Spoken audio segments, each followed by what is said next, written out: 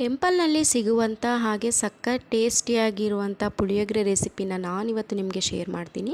So ಮೊದಲಿಗೆ ಒಂದು PAN ಇಟ್ಕೊಳ್ಳೋಣ. ಪ್ಯಾನ್ಗೆ 2 ಸ್ಪೂನ್ ಕಡಲೆಬೇಳೆ, 2 ಸ್ಪೂನ್ ಉದ್ದಿನಬೇಳೆ, ಹಾಗೆ 2 ಸ್ಪೂನ್ ಜೀರಿಗೆ, 1 ಸ್ಪೂನ್ ಮೆಂತ್ಯ, ಹಾಗೆ ಖಾರಕ್ಕೆ ಒಣಮೆಣಸಿಕಾಯಿ, ಬ್ಯಾಡಗೆ ಮೆಣಸಿನಕಾಯಿ, ಹಾಗೆ ಕರಿಬೇವಿನ ಸೊಪ್ಪು ಮತ್ತು ಸ್ವಲ್ಪ ಕೊಬ್ಬರಿನ ಲೋ ಫ್ಲೇಮ್ನಲ್ಲಿ ನಾವು ಹುರಿದುಕೊಳ್ಳೋಣ. ಹುರ್ಕೊಂಡಿರುವಂಥದ್ದನ್ನ ಗ್ರೈಂಡ್ ಮಾಡಿ ಸೈಡ್ಗೆ ಇಟ್ಕೊಳ್ಳೋಣ. ನಂತರ ಅದೇ ಪ್ಯಾನ್ಗೆ 2 ಸ್ಪೂನ್ ಎಣ್ಣೆ, ಅದಕ್ಕೆ ಕಡಲೆ ಬೀಜ ಹಾಕಿ ಲೋ ಫ್ಲೇಮ್ನಲ್ಲಿ ಫ್ರೈ ಮಾಡಿ ಇಟ್ಕೊಳ್ಳೋಣ.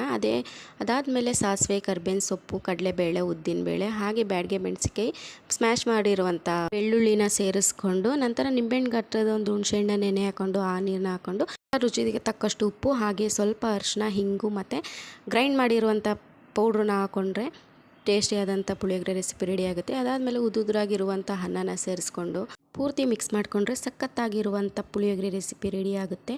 ಸೊ ನೀವು ಒಂದ್ಸಲ ಟ್ರೈ ಮಾಡಿ. Thank you for watching. Bye. See you next video.